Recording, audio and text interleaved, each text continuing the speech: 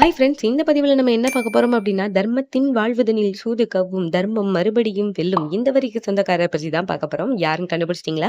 அவங்க தாங்க, வேற யாரும் இல்ல, பாரதியார் தான். பாரதியார் பற்றி பலர் பல தகவலை சொல்லியிருப்பாங்க. நான் சில புதிய விஷயங்களை உங்களோட பகிர்ந்துக்க போறேன். சிலபஸ் படி முதல் கவிஞரும் பாரதி தான். சில பேருக்கு நான் சொல்றது ஏற்கனவே தெரிஞ்சிருக்கலாம், ஆனா பலருக்கு புதுசா இருக்கும் நம்புறேன். வாங்க வீடியோக்குள்ள போலாம். பாரதியாரோட புத்தகங்கள் எல்லாமே 1949 தமிழக அரசால் நாட்டுடைமையாக்கப்பட்டிருக்கு. இதுல என்ன இன்ட்ரெஸ்டிங்கான ஃபேக்ட்னா, இந்தியாவிலேயே முதலாக நாட்டுடைமையாக்கப்பட்ட இலக்கியமும் பாரதியாரோடு தான். இவர் பிறந்த எட்டயபுரத்துல மகளிருக்கான பல் தொழில்நுட்ப கல்லூரி, பாரதி மணிமண்டபம், மைய மணிமண்டபத்துல 7 அடி உயர சிலையும் இருக்கு. பாரதி என்ற சங்கத்தை தொடங்கியவர் கல்கியா. பாரதியின் சுயசரிதமே தமிழின் முதல் சுயசரிதம்.